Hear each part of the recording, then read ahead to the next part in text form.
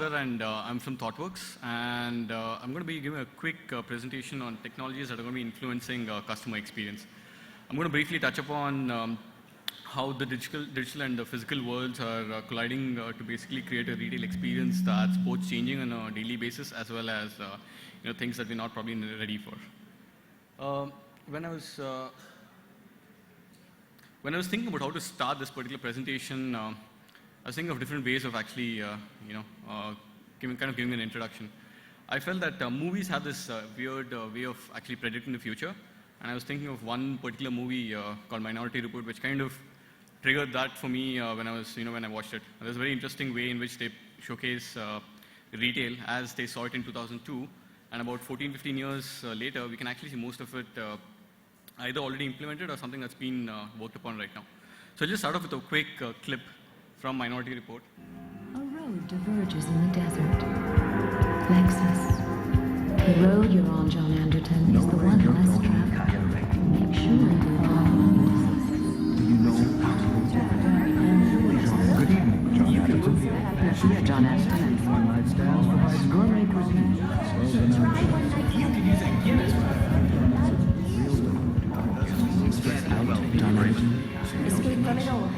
A little hazy, but in this video, I don't know how many of you have seen it, but what's happening is John, who is basically Tom Cruise, is walking through a shopping terminal and a shopping mall actually, and then there's identification of the customer that happens as soon as he walks in. That's a problem that a lot of people are trying to solve today.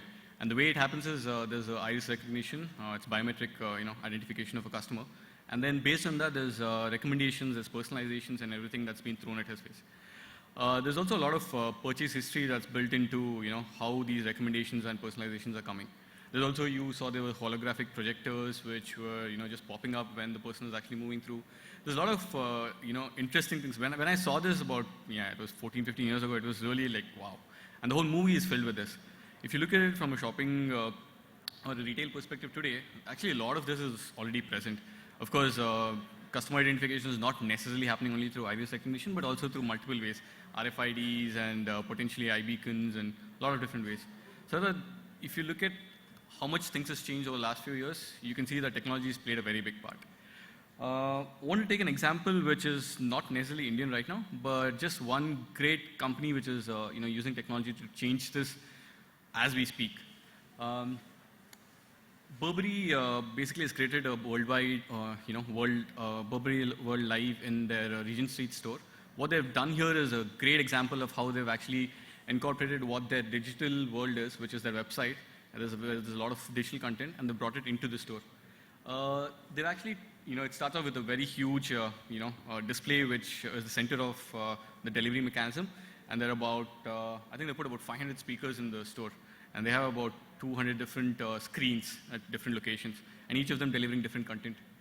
What they're trying to do is they're trying to create a channel to enable engagement that we've never seen before, right? An engagement between their particular customer and their brand. And that kind of is continuous in that sense. It's flowing from online space to their offline space. They're using drones now to record live catwalk shows, fashion shows, and basically stream it directly both to their live store as well as 300 stores across.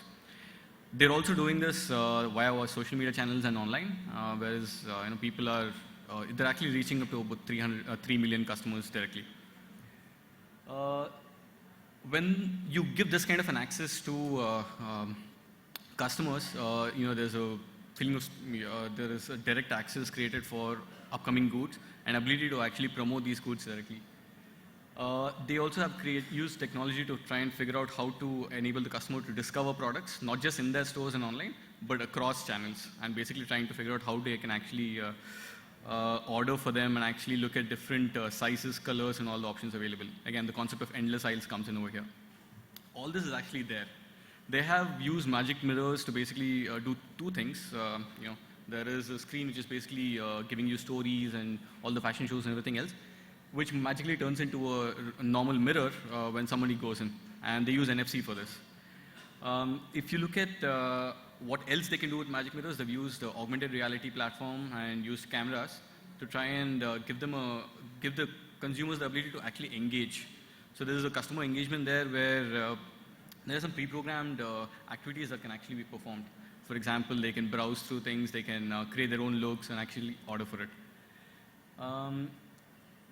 There are other aspects that actually tie into how the mood is set in the store. For example, in the magic mirror area, there's mood lighting and basically focuses all the attention towards the screen so that that particular engagement is more immersive in that sense. Also, people are using mirrors and windows, digital windows outside the stores to attract customers.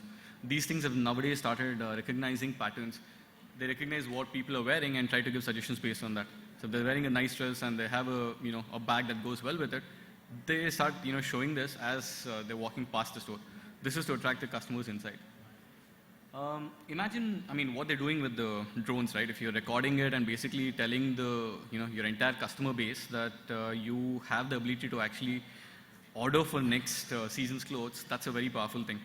And that's what these days are using existing channels. Like Facebook is a channel that most people are on, but these days are using it in a very different way. What that has done for Burberry is they've actually gotten back some of the old, bygone fashion statements. For example, the trench coat.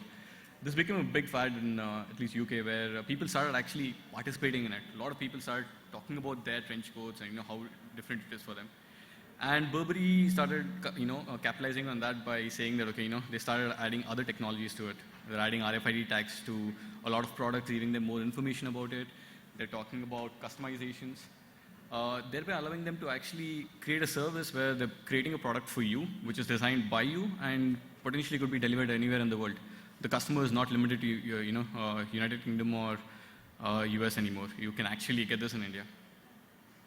Some of the things that I've done some observation over the last few months across technologies being used in India, and this was something I think a lot of people would have heard of it. This is Create. This particular store was an Ambience Mall, and what they have is they've actually used Kinetic as a system that tracks your body, and as soon as you walk in there, it starts fitting you. So that was actually me trying it out. So you can actually check any shirt or trouser from their range, and it'll fit it onto you. You don't have to actually go and try it out. To be honest, it was wasn't up to the mark. It wasn't very smooth and everything else, but this is the first stage, what you see here. Potentially, you don't even have to, I personally hate going and waiting in the, change rooms, especially when my wife is shopping. So this could actually speeden up things quite a bit, They also have the ability to actually take customized requests. So you can actually tell exactly the kind of color, fabric, fit that you want, and they'll actually get that stitched and send it over to you. All this without actually having to reach even get out of your living room. The other things that are being used is this is a Shopsense touch device. These are the brands within India who are actually using it. And this, I was actually testing it in Nautica. It's actually pretty good. I was pleasantly surprised when I actually saw this. It allows you to mix and match their entire product range, not just what's in the store, right?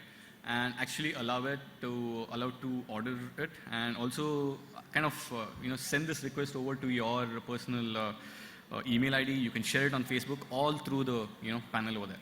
Now this is a very simple panel, but imagine this being your primary space in this in your showroom. It could potentially be a virtual wall, which is what the